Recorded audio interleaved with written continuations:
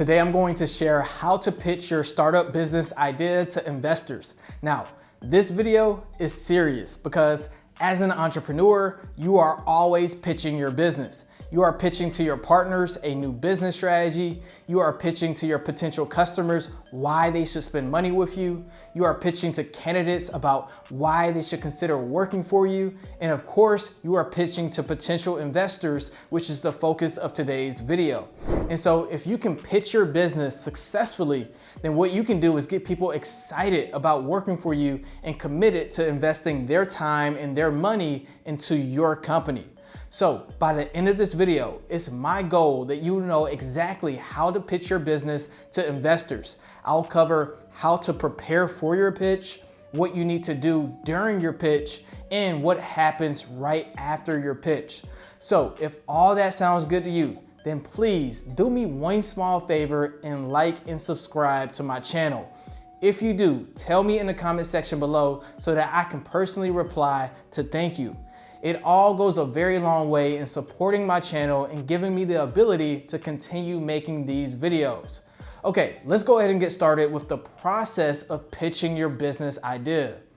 So let's break this down into steps. Okay, I'm going to assume that you have already taken care of the basics, right? That of course would be stuff like selecting your business idea and creating a thorough business plan and registering your business. And maybe you've even started operating the company. So now of course you need to raise some money. Well, here's an overview of what that process may look like. Part one is preparing for your pitch. Okay, this is where you will conceptualize a plan on what you want to communicate to your potential investors, right? Now, typically this is going to be going over your business plan, but of course you don't want your pitch to be boring. You want people to get excited about working with you, and I'll break down how. Part two is making your pitch. Okay, this is the part where you're actually presenting and making the best case as to why people should consider working with your company. And this is your opportunity to talk uninterrupted. And I have some subtle tips on how you can absolutely nail it. Part three is the question and answer section, because right after you finish making your pitch, your investors are likely going to have some questions. And in my opinion, this may be the most critical part of your entire pitch. So you'll definitely want to make sure you execute this part correctly. So with all of that, let's go ahead and get into more detail with part one, preparing for the pitch, and the steps I think you should take. So before you start writing down what you want to say and practicing in the mirror, the first thing you'll want to do is step number one, create a success story. This is going to be a real life example of how your business idea solved a real problem. Now, this success story can come from your company, like some early success that you've had, or it can be from an existing company that has a similar business model that you plan to emulate. In either case, whether you are developing or finding your success story, it's very important to have one, because one of the things you want to do in your pitch is clearly demonstrate the value your business will create. And storytelling can really unlock the ability to connect with anyone, including potential investors. So if I was making a pitch for one of my companies, let's take my tax company for example, I would have a story like, hey, before Sarah was using my tax firm, she was overpaying in taxes by over $10,000 every single year. Well, I reached out and I developed a tax strategy that positioned her to save over $1 million in taxes over the next 30 years. Right, now that's a very short example, and I probably would elaborate and provide more details in an actual investor meeting. But the point is, you want to share a real example of what you are capable of and maybe a before and after picture. Then you can move on to step number two and calculate the business valuation. In other words, come up with a figure of how much your business may be worth in the future.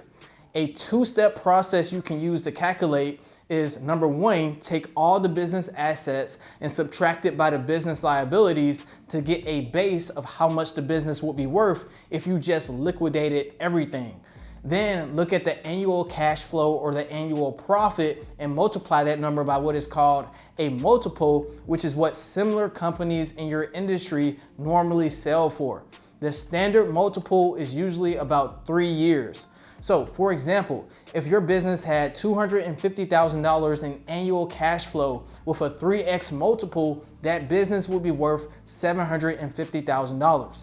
Now, if you have a startup, then it is definitely okay to use financial projections when you are calculating your business valuation. But please, please, please be realistic with your numbers, because when your projections are too ambitious, this can actually signal to investors that you're just dreaming and you don't know what you're doing. Now, after you go through this two-step process, if you still are not sure what your business is worth, then research what several other companies are actually selling for based on their revenues and profits. And with that, you can move on to step number 3 and create an offer. Because you don't want to make your pitch and then just say, and that's how I'm going to make $1 million. Now, how much money do you want to give me? And so you'll want to think very carefully about how much money your business will need and how much equity you're willing to give up before you make your pitch. Now, this is going to make it easier for an investor to focus on their personal financial situation and if this is something that they would be willing to invest in. Otherwise, you will be putting the burden on the investor to figure out what offer makes sense, and that alone will lose a lot of interest with investors. And the business valuation you come up with in step number 2 will help you create an offer.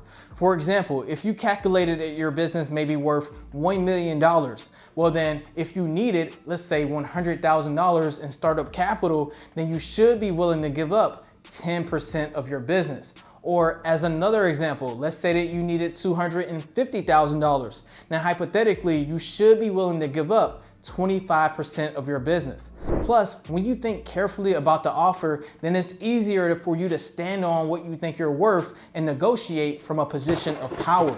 Otherwise, you could end up doing a deal that you would later regret. Now, at the end of the day, you should expect that your offer may be negotiated and adjusted. But the point is, you want to give investors a place to think and at least start from. Then you can move on to step number 4 and sharpen your business plan. So again, if you're at the point where you are pitching potential investors, then I am going to assume that you have already created a thorough business plan. But look, if you're watching this video and you haven't already, then I highly recommend that you create one. And I have an entire video where I break down how, which I'll link somewhere down in the description below. Now, as you get closer to making your pitch, it is very important to review your business plan and even sharpen it if your business has evolved. Specifically, you'll want to review your business strategy. Okay, what are you doing differently from other companies in your market? That's going to be very important to explain to investors and lenders. Next, you'll want to review your target market because, okay, the more you know about the customer and the more you can communicate that you know the customer better than anyone else, the more confidence you're going to give to potential investors that you can actually market and sell to them. Then next, you'll want to review your financial projections. In other words, what's the math around how your business will grow? And have you start putting that math into action yet? Because if you can show investors your path to acquiring customers profitably, then that's going to signal that you can generate cash flow and eventually pay them back. Okay, moving on to step number 5, be prepared to talk about yourself. Because, okay, you can have the best business idea with the best business model, but if you don't know how to run it, the business will fail. And so when you are pitching to investors, you aren't just pitching the business, you are pitching yourself as the operator and the person who can manage that business very successfully. So investors may want to know about your background and what you studied in school and what experience you have in the workforce and what your prior positions were and so on. And because of this, of course, you want to position yourself and your background to be aligned with your startup and your business idea. So definitely be prepared to talk about yourself. Also, people may want to gauge your passion for what you're doing to see whether or not you're actually going to stick with the business or eventually give up. So that's also very important. Okay, step number 6 is to practice your pitch. Practice? We talking about practice? Yes, okay, you want to practice your pitch because The last thing you want to do is show up for a meeting thinking that you've got everything in your head and then you come off completely unorganized. You come off like you have absolutely no idea what you're doing and what your business is about. So practice. Also, your pitch can take place in several different environments. It can be a simple casual phone conversation, or it can take place inside of a bank or in some type of business meeting room. And also, the opportunity may present itself when you least expect it. Like maybe you just happen to be sitting on a plane and right beside you is a potential investor. Now, the good news is your pitch will basically have the same framework regardless of where it takes place. So let's move into part 2 and talk about exactly what you need to say during your pitch. So basically in this part, what you are going to be doing is delivering your pitch or your presentation. And so this presentation can come in many different formats, right? Like it can be you simply talking to someone at lunch, or some type of official business proposal that you send in the mail, or it can be some nice Google Slides or PowerPoint slide presentation. Now, here's 2 very important notes for your pitch. Number 1, your presentation should look good, but your focus should be on your information and how you are delivering it. That's the most important part. So don't get too derailed by having a nice fancy design. Number 2, if you're someone like me and you love the numbers, right? Like you love the math, you want to talk about the revenue and the profits and so on, that's great. But here's the deal, okay? Not everyone will make a decision on investing into your business simply because the numbers look good. So I intentionally do not recommend leading with your financials during your pitch. Instead, here's how I would recommend you arrange your pitch. First, you want to make it very clear and upfront what your offer is. This is because you don't want to waste your audience time, and most importantly, you don't want to waste your time. Okay, if you tell people straight up how much money you need and how much equity you're willing to give up, then they can either say, A, they don't have the money, or B, they're not looking to invest right now. Now, if you don't get any pushback, then you can move on to the second thing, which is to outline the problem that you solve. So don't jump into talking about your business, like your business name and your business website, or even jump into talking about your sales. But Sean, can I at least jump inside of the pool? No, because the first thing you want to do is make sure people understand, okay, what is the purpose of the business and why are people going to care and buy from you? Now, once you communicate why people will care, which is usually around you solving their problem, then and only then can you move on to the third step, which is to share your solution with a story. This may be the second most important part of the entire pitch. So remember when I told you to create a success story? This is where that is going to come in handy, because people will remember stories more than the numbers you report. So tell a story, and within that story, make sure you subtly communicate what makes your business so different. Okay, was it speed? Was it price? Was it quality? What was it? Because when you combine that with storytelling, that's going to make you very rememberable. Also, when you're telling the story, this is the one time I need you to be animated. Okay, I need you to show your excitement about what you're doing and how you are helping people. Now, once you have your audience hyped up and connected with your potential solution, then you want to move on to number 4 and share what you need the money for. And once again, a common mistake here is that people start talking about their financial projections with how much revenue they can do next year and so on. But don't do that, because at this point, emotions may be high and excitement may be high, and you don't want to derail that by talking about numbers, because sometimes people don't either A, understand the numbers, or B, think the numbers are too unrealistic, or C, find some type of flaw with the calculations. Instead, focus on what you need the money for, right? Like communicating, hey, I made it this far, but I can go so much further if I had the money to do XYZ. If I had the money to buy more inventory or get a physical location or hire a developer and so on. And so this way you keep the excitement high, you keep the emotions high, and you may even find that people will cut you off and say, okay, I'm ready to invest without even having to go into the numbers. but I'll admit that most investors and lenders are prudent and they will want to see number 5, financial projections. Now, here's my opinion, okay?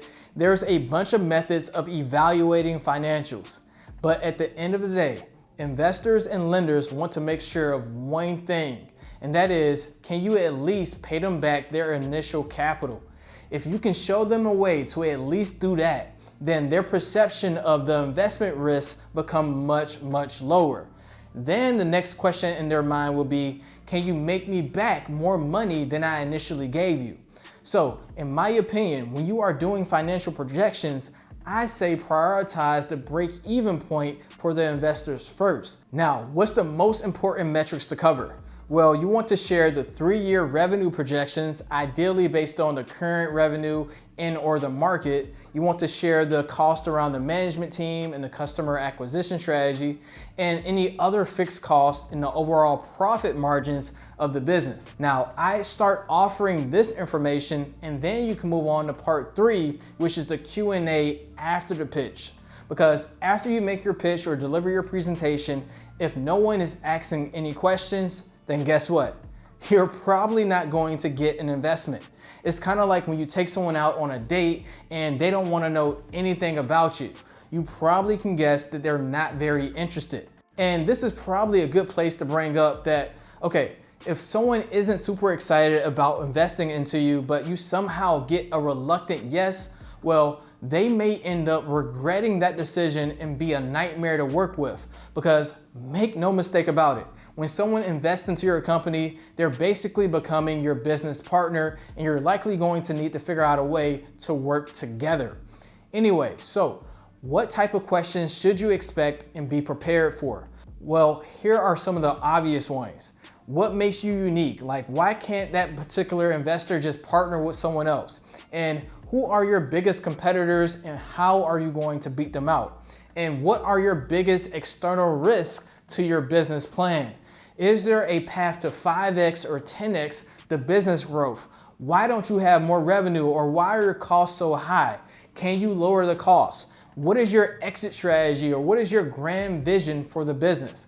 Now, those are some of the obvious questions, but there are absolutely maybe many more than this, especially if people are excited and very interested. So you need to be prepared for anything. And the best way to do that is to know your business model inside and out and painfully study your customers.